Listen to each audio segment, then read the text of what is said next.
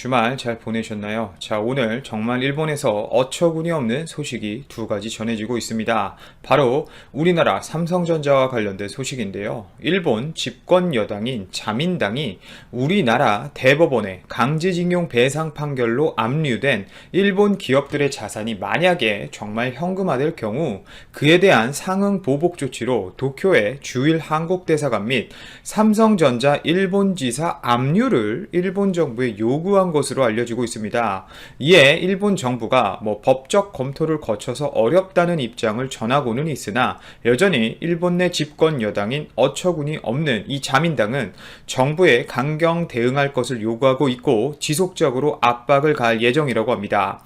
특히 최근 스가 요시히데 총리가 최근 징용기업 자산을 매각하지 않아야만 우리나라, 한국을 방한할 수 있다는 입장을 한국에 통보한 배경에는 이런 자민당의 강경한 입장이 영향을 미친 것으로 전해지고 있는데요. 자민당 강경파가 대법원 판결로 압류된 일본 기업 자산이 매각될 경우 심한 경우에는 단교를 불사할 정도로 강하게 대응해야 한다며 도쿄의 한국대사관과 삼성전자 지사를 압류하는 방안을 보복 조치로 요구하고 있다고 합니다. 자, 정리해보자면 한국 정부를 대표하는 대사관과 재계의 상징격인 우리나라 삼성전자 압류를 일본 자민당이 주문한 것이고 이를 통해 일본의 힘을 과시하려는 목적으로 보인다는 겁니다. 이 무식한 일본 방사능 원숭이들이 그런데 간과하고 있는 것이 있습니다. 바로 법이죠. 우선 주일 한국 대사관은 양국 외교 협약을 기본으로 따르고 따라서 치외법권 지역이 적용이 됩니다. 또한 삼성전자 지사는 징용 문제와는 전혀 무관한 기업이기 때문에 압류 자체가 사실상 불가능한 기업이죠.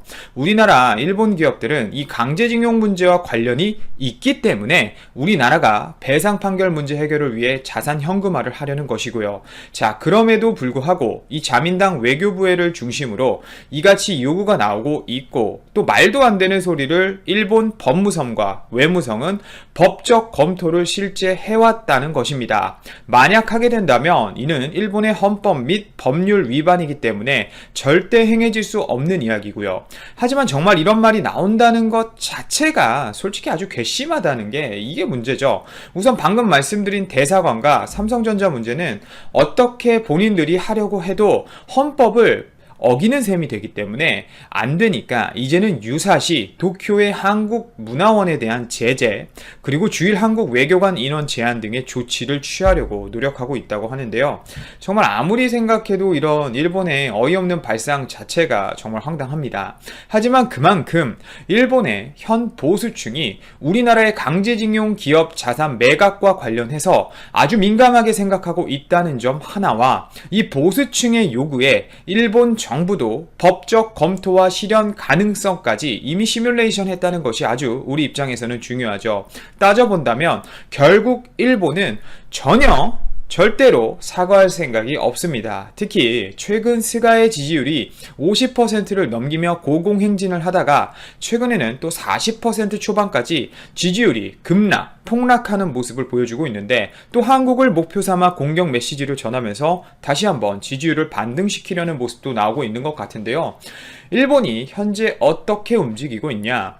우선 일본 정부는 우리나라 일본 징용기업 자산 매각에 대비해서 전 정부 차원에서 외교적, 국제적, 그리고 경제적, 정치적 차원의 보복 조치를 준비해 놓고 있다고 합니다. 아소다로 부총리가 일본이 취할 보복 조치로 무역 재검토, 그리고 금융 제재, 비자 발급 정지, 송금 중단을 구체적으로 언급한 바 있죠. 또 마이니치 신문은 최근 재무성, 외무성, 경산성 등이 지난해부터 보복 조치 약 40개를 만들어 검토해 왔다고 보도하면서 국제적으로 우리나라에게 언론 플레이하는 이런 위협적인 발언을 하고 있습니다. 방금 말씀드린 이 아소 부총리가 언급한 것 외에도 관세 인상, 국제중재재판소의 또 제소, 도미타고지, 주한 일본 대사 귀국 방안 등이 포함되어 있다고 하네요. 또 중의원 해산 및 총선을 고려 중인 스가 총리는 일본 기업 징용 자산이 이렇게 매각될 경우 아베 신조 전 총리처럼 한일 갈등을 정치 재료로 활용하기 위해 강경 대응할 것이라는 분석도 매우 유력한 상황입니다. 아베 총리, 전 총리죠. 지난해 7월 참의원 선거를 딱 20일 앞두고 우리나라 반도체 업계를 때리기 위해 반도체 부품 등에 대한 수출 규제를 실시하면서 징용배상 문제를 아주 정치적으로 활용한 바가 있죠. 그리고 어제죠. 더불어민주당 이낙연 대표는 이날 일본 스가 총리의 측근인 일본 관계자를 만나서 이 한국과 일본 관계 현안 등을 논의했다고는 합니다. 사실 일본에서 이런 얘기가 나올 정도면 삼성전자나 외교 문제까지 해서 말이죠. 이제 진짜 양국이 파국을 맞을 가능성이 굉장히 높아 보이는데요. 한일 현안에 대해 당국 간 적극적으로 협의하고 서로 지혜를 짜내자는 데에는 의견이 일치했다라는 보도가 나오고는 있는데, 이런 소식이 나오는 걸 보면 제가 봤을 땐 영 상황이 좋아 보이진 않습니다. 양국이 내세우는 이 기본적인 원칙이 너무 노선을 달리하기 때문이겠죠. 어찌되었건 제가 말씀드리고 싶은 건 일본이 아직도 정신을 못 차렸고 우리나라를 지속적으로 찌르려고 노력하고 있다는 점입니다.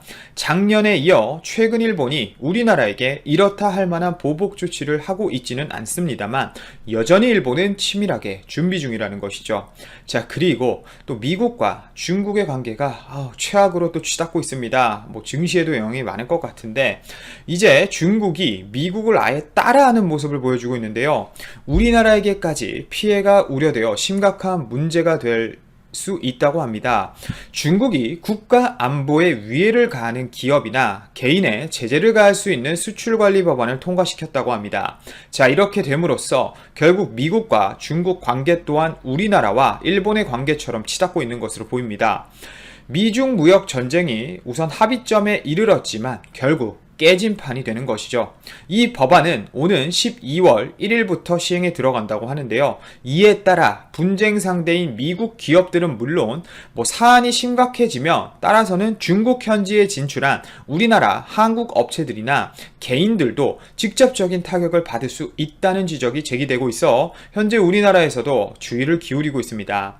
당장 수출관리법의 제재 대상이 되는 물품은 대규모 살상 무기 및 운반, 도구, 설계, 개발, 생산 관련 물품, 또 핵무기, 생화학 무기 등 테러 용도의 물품 등이라고 하는데요. 군사적 물품들이 좀 대부분인데, 자, 이 제재 리스트 자체가 중국 국무원과 중앙군사위원회에서 정한다고 하는데, 제재 대상 자체가 대부분 군사 분야이긴 하지만 여러분, 첨단 기술 자체가 대부분 군사 기술과 연관되는 걸 알고 계시죠? 따라서 첨단 기술을 하는 일반 기업들도 사실상 중국이 마음만 딱 먹고 제재를 가하고 싶다면 언제든지 제재 대상에 오를 수 있다는 이야기입니다.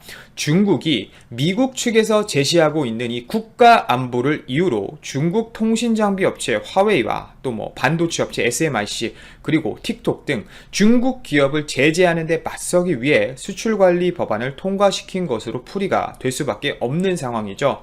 미국이 본인들 입맛에 맞지 않는 기업을 여러 이유를 붙여서 사실이기도 하지만 제재를 한 것처럼 중국 또한 이제는 미국을 넘어서 우리나라 그리고 일본 등 여러 유럽 강대국의 기업을 동일한 사유로 제재를 하겠다는 이야기로밖에 이제는 들리지 않습니다.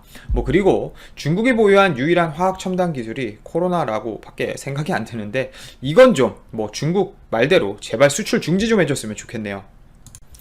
오늘도 제 방송을 들어주셔서 진심으로 감사드립니다. 제 방송이 도움이 되셨다면 좋아요, 알람, 구독, 그리고 댓글 한 번씩 꼭 부탁드립니다. 이만 방송 마치도록 하겠습니다. 즐거운 하루 되시길 바랍니다. 감사합니다.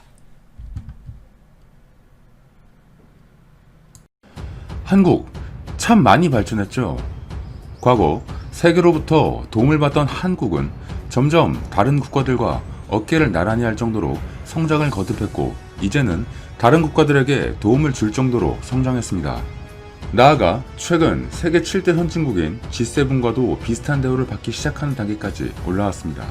1962년 당시 한국의 1인당 소득은 10만원에 불과했습니다. 한 달 소득이 아닙니다. 당시 1년 소득을 말하는 것입니다. 1953년 한국 전쟁의 휴전으로 인해 한국은 다시 평화를 되찾는 듯 했지만 우리에게 남겨진 현실은 엄청난 전쟁의 후유증이었죠.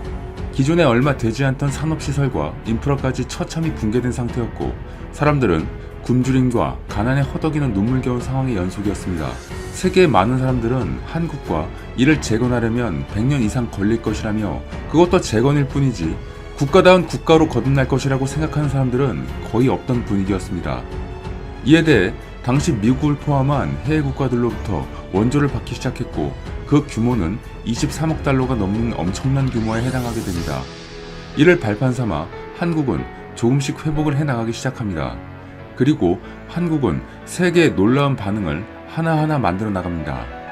1970년 수출 10억 달러를 넘기고 그로부터 7년 후인 1977년 10배에 해당하는 수출 100억 달러를 돌파하게 된 것입니다.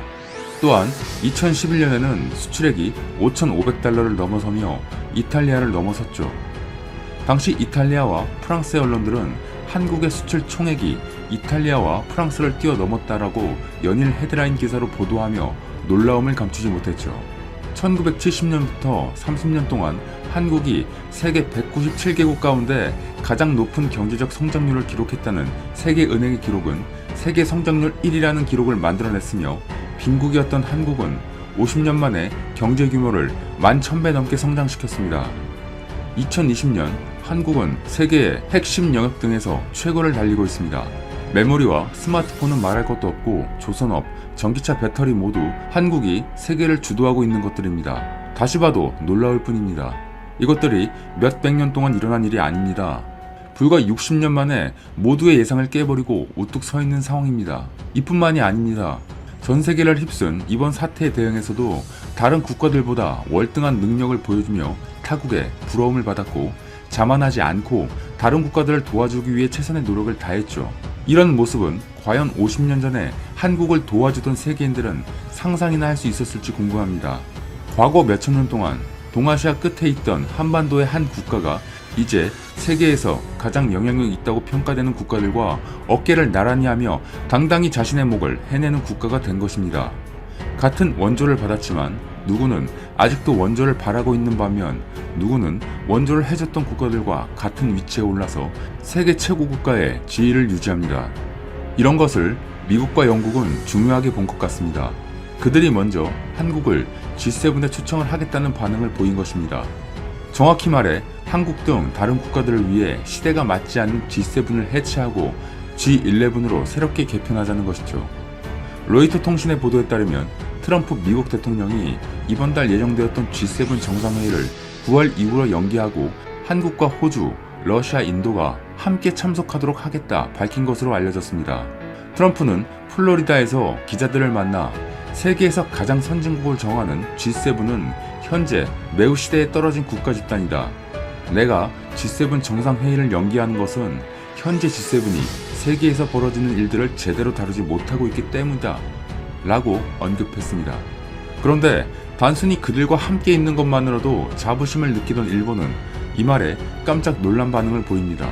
G7을 해체한다는 것에 먼저 놀라고 여기에 한국이 들어온다는 것에 한 번 더 놀라는 것입니다. 이들이 왜 한국이 들어오는 것에 놀라는지는 마지막에 설명드리겠습니다. 한국이 G7이 되면 엄청난 변화가 있을 것이라고 합니다. 단순히 정상회의에 참석하는 것이나 명예 정도로 생각하는 분도 계실 수 있죠. 하지만 G7의 실질적인 파워는 단순히 이것들 뿐만이 아닙니다. 실질적으로는 가장 중요한 점이 있죠. 그것은 바로 국제사회에서의 영향력이 강해진다는 것입니다. 현재 G7회의는 세계에서 가장 영향력을 발휘하는 국가들 중 7개국의 정상이나 장관들이 모이는 자리입니다.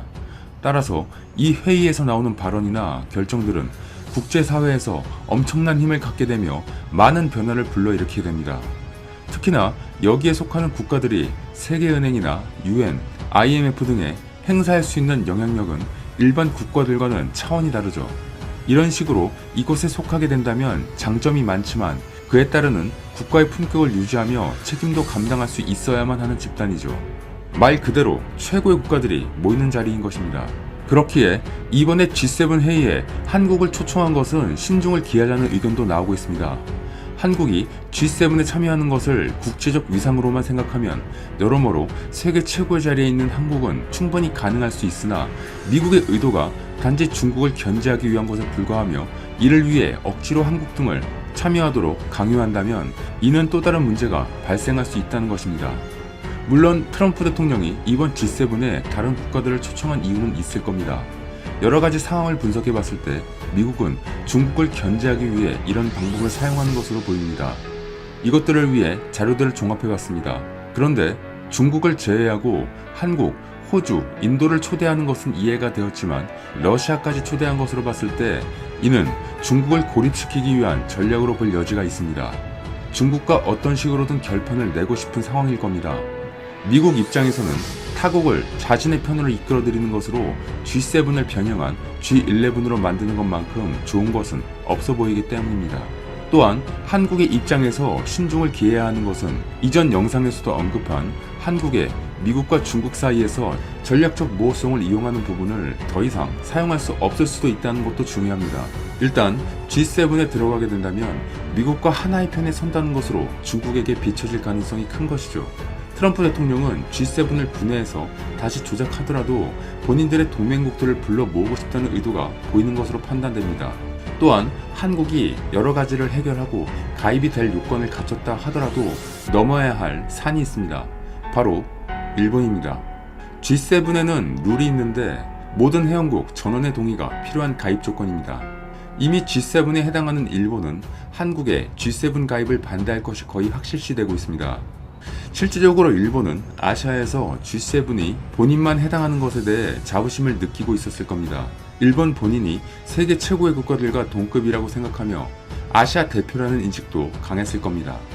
그런데 지금까지 자신보다 미치라고 생각했던 한국이 무섭게 치고 올라와서 이제는 아시아에서 자신을 위협하는 위치에 온 것도 모자라 자신만의 영역인 줄 알았던 G7에 들어온다는 것을 쉽게 인정하기는 힘들 것입니다. 이것이 솔직한 일본인들의 심리 같습니다. 이번 G7 한국 참여 상황과 관련해 일본의 각종 커뮤니티나 SNS에 올라온 글들은 보기 참담할 정도로 심각했습니다. 누군가의 위에 존재했었는데 이제 그들과 동급이 된다는 것을 일본인들은 누구보다 인정 못하는 민족이죠. 이래서인지 일본은 유독 한국을 제외한 다른 아시아 국가들에게 관대했습니다. 그들은 일본에게 위협이 되지 않기 때문에 한국을 견제하기 위해 오히려 자신의 편으로 만들려는 의도가 보이는 부분이었습니다. 이번 일본의 입국 허가 문제에서도 세계적으로 인정을 받으며 가장 가까운 한국은 입국을 막았으면서 베트남이나 대만 그리고 멀고도 먼 뉴질랜드 등은 입국을 허락해줍니다. 참 어이가 없기도 하면서 일본이 대놓고 이런 방식을 고집하는 것에 대해 한국의 입장에서 그만한 대가를 치르게 해줘야 된다고 생각이 듭니다. 이런 일본인데 한국이 G7에 참여할 수 있는 상황을 인정할 것이라는 생각이 들지 않는군요. 분명한 것은 이러한 일본의 반대 움직임에도 한국의 국제적 위상은 이미 충분히 상승해 있다는 것입니다. 기존의 G7 국가들과 비교해도 상위권에 위치할 정도로 이미 인정을 받고 있는 것이죠. 전 세계를 휩쓴 이번 사태에 대한 대응과 이를 위해 국제적, 사회적으로 헌신한 다양한 행동과 정신은 말할 것도 없고 올해 1분기 G7 국가들의 GDP 성장률을 비교해봐도 미국, 영국, 프랑스, 일본 등이 최악의 마이너스 성장을 한 반면 한국은 유일하게 1%가 넘는 성장을 보여줍니다. 현재 상황에서 바람이 있다면 G7에 속한 국가들의 판단이 한국의 위상에 걸맞게 충분히 가치 있는 행동을 보여주는 선택이 되었으면 하는 바람입니다. 그리고 한국도 G7 여부와 상관없이 지금까지 해온 대로 우리가 가야 할 길을 묵묵히 걸어나가며 실리를 챙길 수 있는 선택과 행동을 해야 할 것입니다. 한국이 더 좋은 결정을 하기를 기대합니다. 이상 이슈트래커였습니다. 끝까지